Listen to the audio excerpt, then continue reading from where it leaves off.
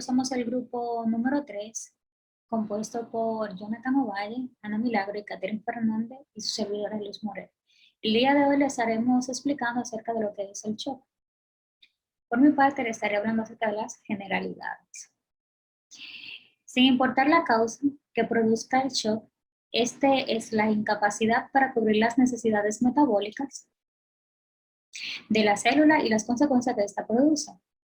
La lesión celular inicial es reversible, pero la lesión se vuelve irreversible si la hipoperfusión quística, o sea, la disminución del flujo sanguíneo a través de un órgano, se prolonga o es lo bastante grave para que ya no sea posible la compensación a nivel celular.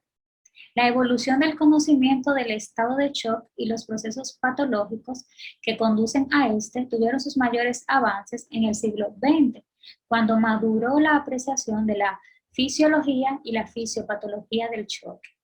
Lo más notable es que incluye las respuestas simpáticas y neuroendocrinas en el sistema cardiovascular ante estas lesiones.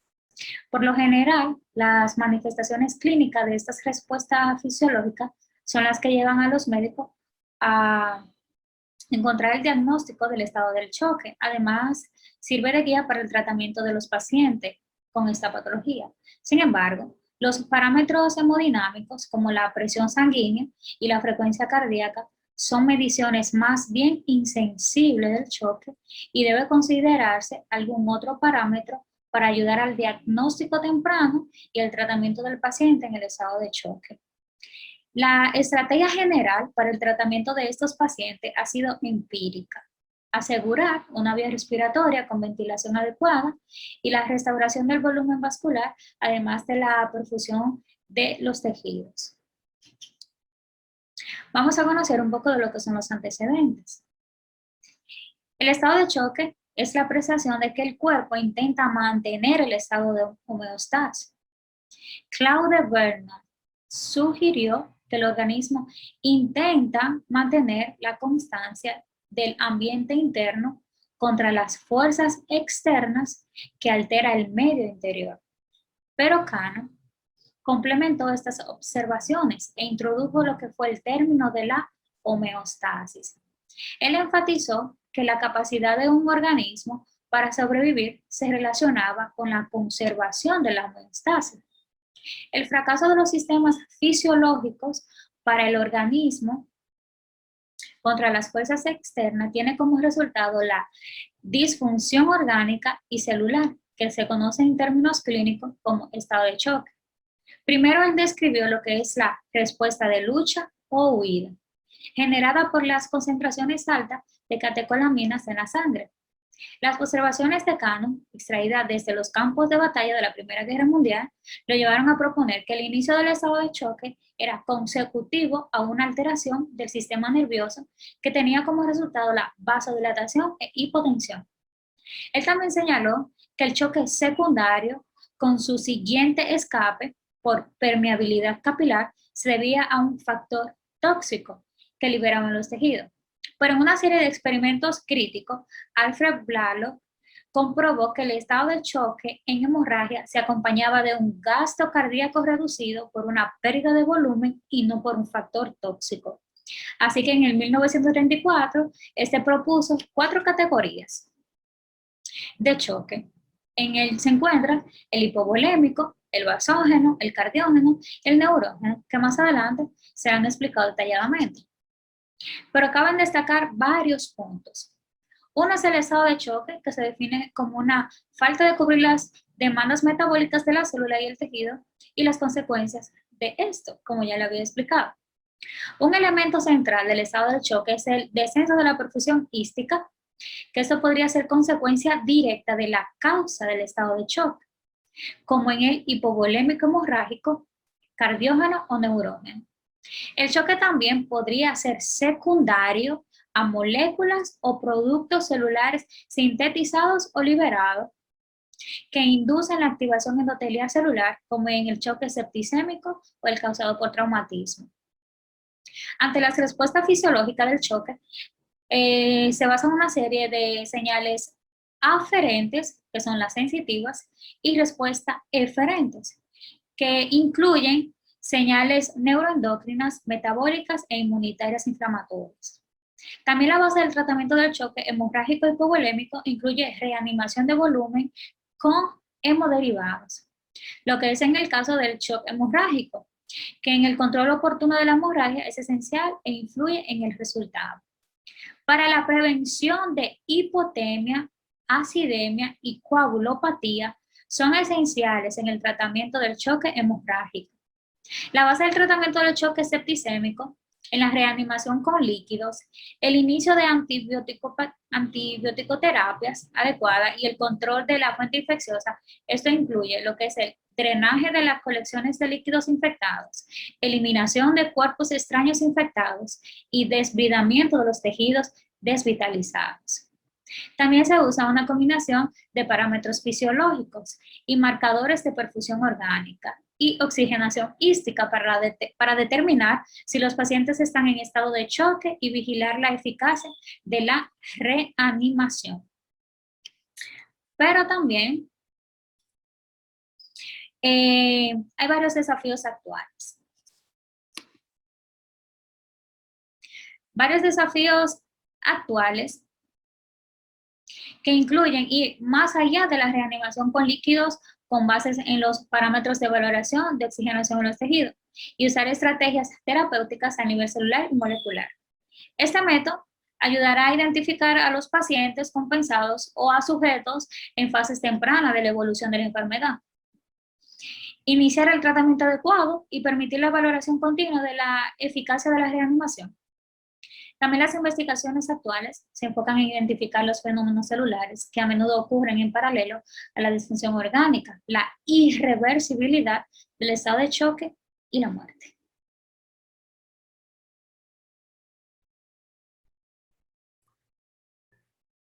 Saludos, mi nombre es Jonathan Manuel Valles y les estaré hablando sobre la fisiopatología de choque.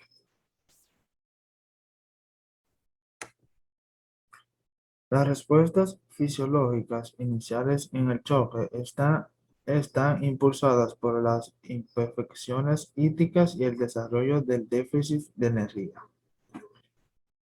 energía celular. Este desequilibrio entre el aporte y la demanda celulares generan respuestas neuroendocrinas e inflamatorias, cuya magnitud casi siempre es proporcional al grado y duración del estado de choque.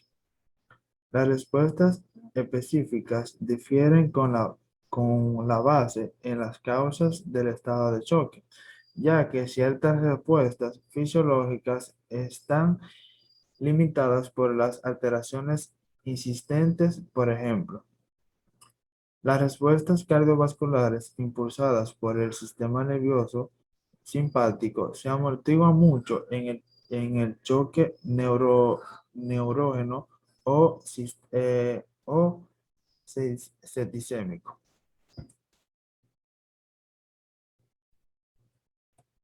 Señales aferentes. Los impulsos aferentes transmitidos desde la periférica se procesa en el sistema nervioso central y se activa las respuestas efectoras,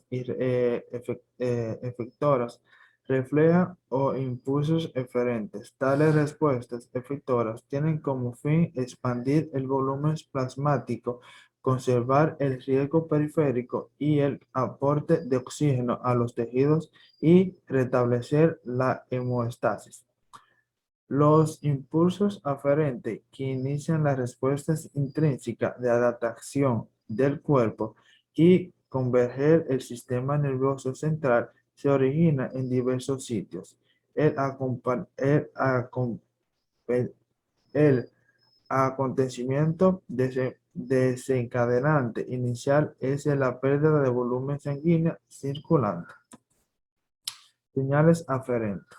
Las respuestas cardiovasculares, los cambios de la función cardiovascular son efectos de la respuesta neuroendocrina del sistema nervioso autónomo al estado de choque y constituye una característica prominente del mecanismo de respuesta de adaptación del cuerpo y los signos y síntomas clínicos del paciente en choque.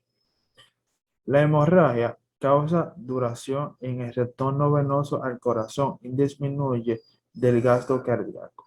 Esto esto se compensa al incremento de la frecuencia y contractilidad del corazón y asimismo por vasoconstrucción venosa y arterial. La hemostasis circulatoria se divide en cuatro. La primera es precarga, es el reposo de la mayor parte del volumen sanguíneo se encuentra en el sistema venoso. El retorno venoso al corazón genera tensión telediastólica en las paredes ventriculares, un determinante importante del gasto cardíaco. Los cambios gravitacionales en las distribuciones del volumen sanguíneo se corrigen con rapidez por alteraciones de la capacidad venosa. La segunda es contracción ventricular. Se describe que es la fuerza de la contracción ventricular guarda relación con su precarga. Esta relación se basa en que la longitud inicial del músculo determina la fuerza de contracción. La tercera es poscarga. La poscarga es la fuerza resistencial al trabajo del miocardio mediante la concentración. La presión arterial es el principal componente de la poscarga que influye en la fracción del impulso. Esta resistencia vascular determina los esfínteres del músculo liso precapilar. La viscosidad sanguínea también incrementa la resistencia vascular. Por último, es la microcirculación. La microcirculación tiene una función integral en las regulaciones de la perfusión celular y se modifica como respuesta al choque. El lecho microvascular está inervado por el sistema nervioso simpático y tiene un efecto profundo en las arteriolas más grandes. Gracias.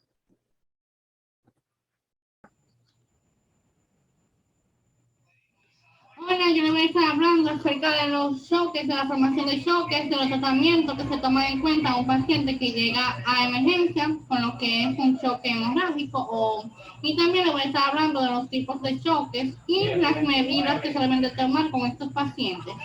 Y también le voy a estar hablando de la clasificación hemorrágica. La formación de choque o choque hipovolémico o hemorrágico, lo más común en un paciente quirúrgico o politraumado es la pérdida de un volumen circulante de sangre o ya sea por lesiones hemorrágicas. La pérdida aguda de sangre suscita una disminución refleja en los estímulos vasoreceptores de los receptores estimulantes de lo que son las arterias grandes. Esto da lugar a una disminución de la inhibición del centro vasoconstrictor. Esto se da en lo que es el tallo encefálico, la incrementación del estímulo quimioreceptor en los vasos receptores y los vasos motores. Esto también da lo que es una liberación de epinefrina, noronefrina, y esto da lugar a la activación de la renina-angiotensina, y esto es la mayor liberación de lo que son las vasopresinas.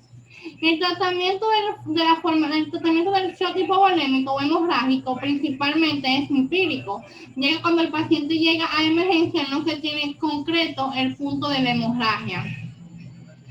Pero lo principal que se deben de realizar es chequear lo que son las vías respiratorias para ver si tiene alguna obstrucción y si es necesario, pues administrar el volumen para restablecer lo que es la presión arterial.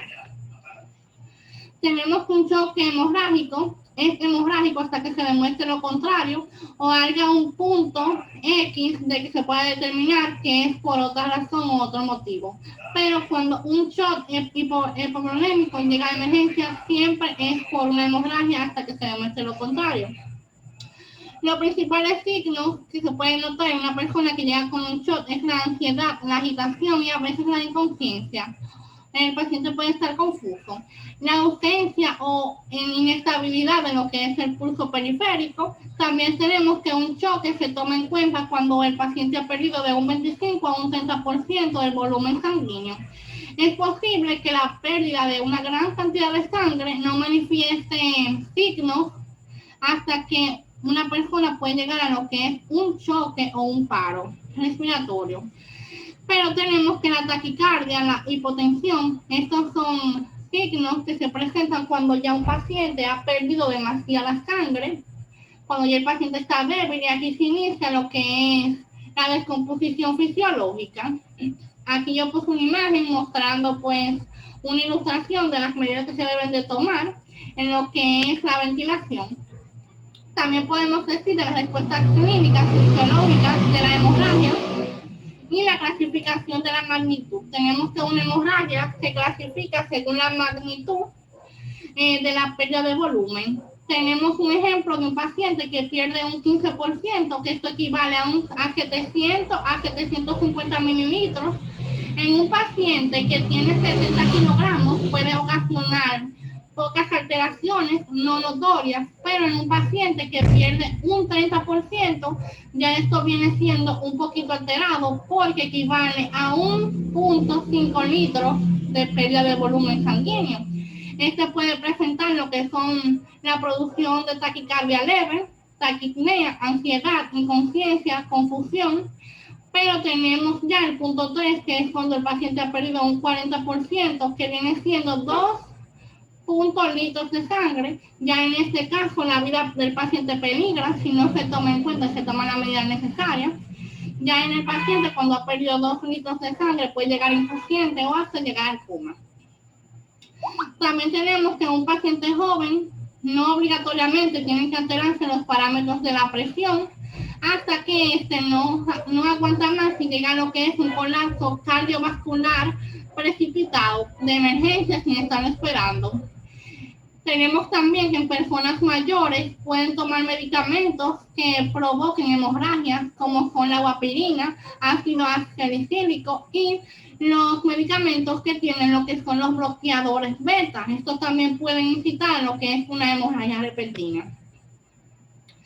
Aquí yo puse una tabla de la clasificación hemorrágica. Tenemos 4 grandes grupos. El primero viene siendo el grupo leve, normal, que no tiene ninguna o pocas alteraciones. En el segundo grupo podemos notar el paciente ansioso, desesperado, nostálgico. Y ya en el tercer grupo podemos notar que el paciente tiene hipotensión y mucha confusión y problemas para comunicarse. Ya en el cuarto grupo, que se clasifica uno de los más graves, el paciente ha perdido 2 litros de sangre y esto puede intervenir o crear lo que es hipotensión grave y confusión hasta llegar a un punto de que el paciente no tiene su conocimiento. La presencia de lesiones penetrantes en la presión de un choque, este paciente que ha tenido un choque hipovolémico penetrante puede llegar a tener una intervención quirúrgica y pues si no tiene la habilidad de tener la respiración normal puede llegar a ser entubado. Quien sufre una lesión múltiple sistemática por causa de trauma tiene varios lugares lo que puede alojar lo que es una hemorragia. En los sitios abiertos, esto se desconocen las vías del problema, también en posibles lesiones. Una de las pérdidas de sangre para causar el choque siempre se determina en grandes volúmenes. Siempre se toma en cuenta cuando ha perdido un gran volumen de sangre. Los lugares que pueden alojarse el volumen sanguíneo extravascular suficiente para causar una hipotensión, tenemos que es una hemorragia interna o una gran pérdida de sangre. Tenemos también la hidrotorácica, intactomía, intraabdominal, fractura de hueso largo. En el tratamiento tenemos que lo primero que debemos identificar es el punto de la hemorragia para pues tener el punto exacto de donde inicia la hemorragia exactamente, que ahí se encuentra lo que es la lesión. Pero cuando este paciente llega a emergencia, lo primero que se deben de chequear es la vía respiratoria. Aquí tenemos lo que es la prioridad adecuada para este enfermo. Se clasifican A, B y C. La A es asegurar las vías respiratorias, ya que el paciente puede tener un colapso si esta no se revisa. O también se puede notar si el paciente necesita intubación. También tenemos el control original de la hemorragia, que es lo primero que se tiene que localizar. Y la C es una de las más importantes, que es la reanimación del volumen intravenoso. Ya cuando el paciente tiene este caso, puede llegar a necesitar lo que es la laparostomía diagnóstica. Este tratamiento solamente se utiliza cuando es necesario. Tenemos el estado de choque traumático, la reacción sistemática después de un trauma. Esto puede afectar lo que es la lesión del tejido blanco, fractura de huesos largos, pérdida de sangre en abundancia. Estos pacientes pueden tener insuficiencia en varios órganos, depende pues el paso del gran volumen de sangre. La hipoperfusión es un estado de choque traumático, incrementa la actividad o incrementa lo que es la proinflamación, que esto ocurre después de la introducción de un choque que presenta lo que es la isquemia. También podemos decir que esto se desenlaza en lo que llamamos patrones moleculares relacionados a la lesión. Esto puede ser el ácido úrico, ácido ribonucleico. El estado de choque séptico es uno de los más nombrados, ya que se denomina vasodilatador. Este se describe como la vasodilatación periférica con hipotensión resulta y resiste al tratamiento con vasocompresores. En esto hay que tomarlo muy en cuenta. A pesar de la hipotensión, se encuentra aumentada la concentración de catalaminas en el plasma y esto activa lo que es la renina angiotensina. Y siempre que se tiene en cuenta lo que es un choque por vasodilatación, tenemos que decir y afirmar que es un estado de choque séptico. Las principales causas de este son la respuesta sistemática a la inflamación sistemática no inflamatoria, pancreatitis, quemaduras. Queda claro que si se produce por una quemadura debe ser de alto grado, anafilaxis, insuficiencia suprarrenal aguda, hipotensión grave prolongada, y también tenemos lo que es los choques hemorrágicos, choques cardiogénicos y derivaciones cardiopulmonares, metabólicas, acidosis láctea, hipoxia, y también tenemos lo que es la intoxicación por monoácidos de carbono. En el tratamiento del choque séptico debemos de tomar en cuenta lo que son las vías respiratorias, si el paciente necesita ventilación, y abundantemente necesitamos gran precisión para que el paciente no tenga un colapso respiratorio. Mayormente a estos pacientes se le toman lo que son los cultivos y la reanimación se realiza en lo que son las 2, 4 y 6 horas primarias que el paciente llega con una inestabilidad de volumen sanguíneo. También aquí podemos implementar lo que es el líquido intravenoso. Y por otro lado tenemos el estado de choque cardiogénico, que define desde el punto de vista clínico como un fallo de la bomba circulante producido por un flujo anterogrado o hipoxia ística. Este es producido mayormente por infartos agudos al miocardio, fallo de la bomba, implicaciones mecánicas, insuficiencia mitral aguda, y también tenemos lo que es la comunicación intraventricular, rotulación o rotura de una pared libre, tapotomía cardíaca, arritmia, cardiopatías terminales, miocarditis, contusión grave del miocardio, obstrucción del fluido de salida del ventrículo izquierdo. Quiero dar un paréntesis en esta parte, es que cada vez que hablamos de un choque cardiogénico, siempre vamos a hablar de lo que es el ventrículo izquierdo, siempre será el ventrículo izquierdo. Estenosis aórtica, cardiopatía obstructiva e hipertrofia, obstrucción de llenado del ventrículo izquierdo, estenosis mitral, miomas auriculares izquierdos, insuficiencia mitral aguda, insuficiencia aórtica aguda, metabólica, y lo que es la respuesta farmacológica, ya que digamos que varios fármacos siempre tienen lo que son efectos secundarios. Por otro lado tenemos lo que es el estado de choque neurológico. Este se refiere a una disminución de la perfusión ística con efecto a la pérdida de tono vasomotor en las arterias periféricas. Estas solamente tienen 3 causas, que son traumatismo de la médula ósea, neoplasia de la médula espinal, Anestesia espinal, que aquí en la anestesia espinal, la primera que nos sale como ejemplo es la epidural, por eso se tiene que tomar en cuenta lo que es colocar esta epidural correctamente para no hacer daño al paciente. También tenemos lo que es el shock obstructivo, que se da por una obstrucción. Las principales causas de este son la tapotomía pericárdica, embolia pulmonar, neumotórax, obstrucción de IVC y trombosis venosa profunda. También tenemos lo que son las neoplasias y el aumento de la presión intratorácica. También ahí entran lo que son las neoplasias. Gracias, aquí mi exposición. Sí. Hola, yo voy a hablar sobre la última parte de nuestra posición, que es criterios de valoración en la reanimación. La siguiente. Okay. El choque se define como una percusión inadecuada para conservar la función anormal de los órganos.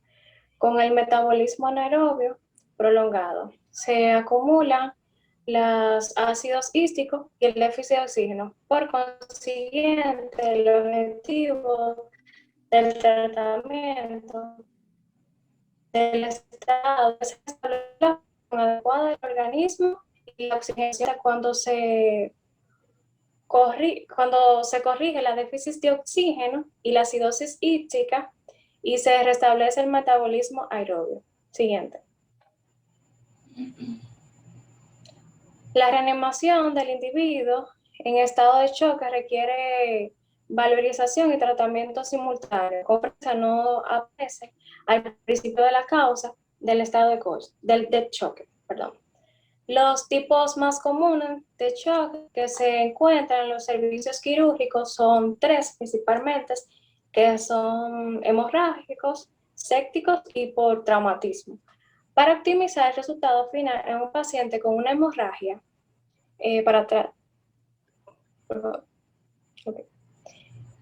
optimizar el resultado final en pacientes con una hemorragia es necesario controlar pronto la misma e instituir la reanimación de volumen adecuado, ya sea por eritrocitos o soluciones cristaloides.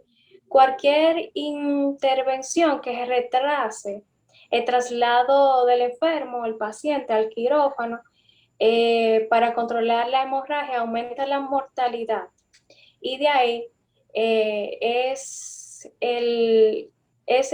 de ahí el importante concepto de la reanimación de un paciente estado grave en el quirófano. Siguiente. Existe un estado de choque compensado cuando persiste la perfusión hística inadecuada a pesar de la normalización de la presión arterial y la frecuencia cardíaca. Incluso cuando se normaliza la presión arterial, la frecuencia cardíaca y la diúresis, de un 80 a un 85% los pacientes politraumatizados tienen un riesgo hístico inapropiado que se manifiesta por incremento del lactato o disminución de la saturación de oxígeno venosa mixta. En unidad de cuidados intensivos es frecuente una percusión oculta anormal en el incremento consiguiente notorio de la tasa de infecciones, mortalidad del individuo con un traumatismo mayor. Siguiente. Los criterios de valorización en la reanimación pueden dividirse en parámetros sistemáticos o globales, parámetros específicos de tejidos y parámetros celulares. Entre los criterios a valorización en las globales pueden incluir signos vitales, gastos cardíacos, presión en cuña de presión arterial pulmonar, aporte y consumo de oxígeno, lactato y déficit de la base. Siguiente. Aspecto que valora en la reanimación. Es imprescindible de compensar el déficit de oxígeno en un indicador de pronóstico de mortalidad e insuficiencia del organismo. En el choque hemorrágico, la probabilidad de muerte se correlaciona a la función directa del déficit de oxígeno calculado. Los parámetros fáciles de obtener son como la presión arterial, frecuencia cardíaca, diúresis, presión venosa central. Siguiente. El lactato se produce por convección del piruvato a lactato por acción de un lactato deshidrogenasa en casos de insuficiencia de oxígeno de un paciente.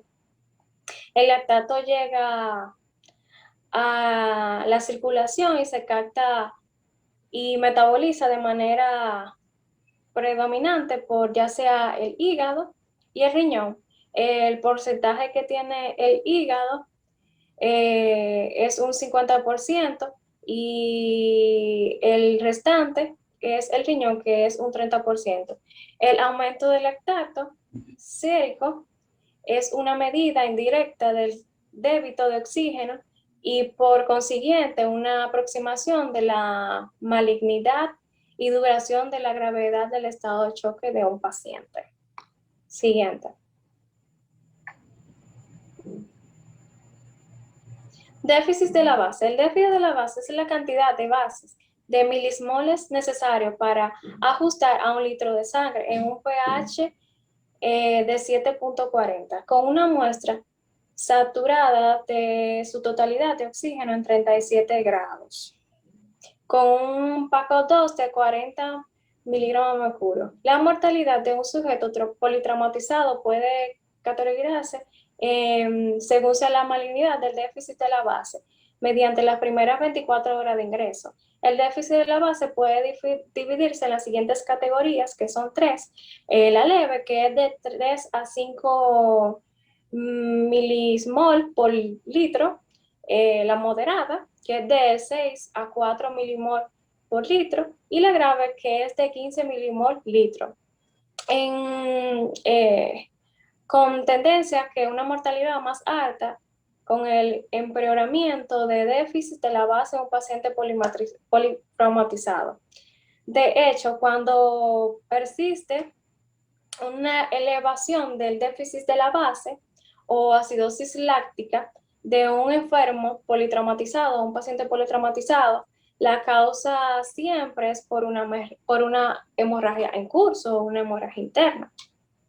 La mortalidad aumenta conforme empeora el déficit de la base y la frecuencia de insuficiencia de oxígeno se incrementa y del organismo con una déficit de la base mayor.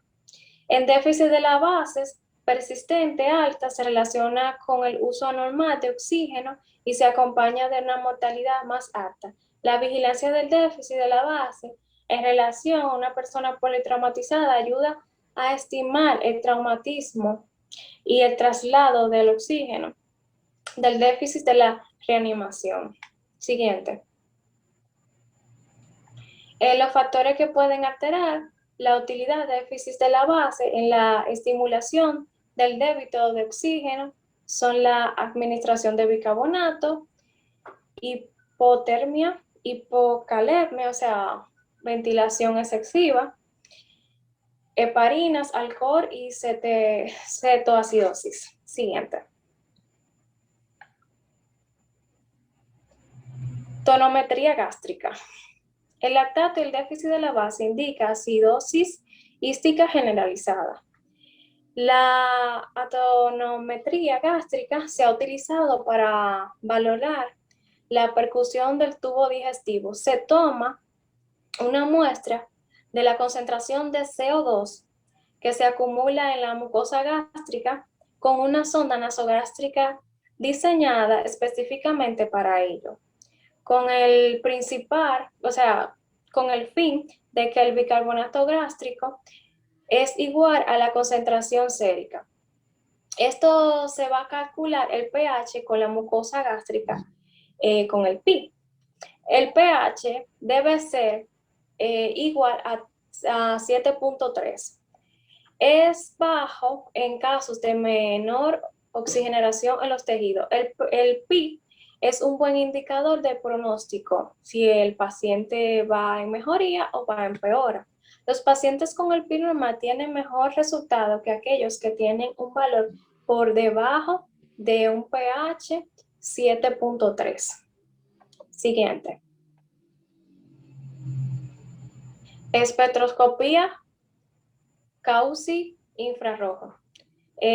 Puede medir, o sea, puede medir la oxigenación de los tejidos y el estado de oxidorreducción del citrocromo A3, una forma continua que no implica penetración corporal.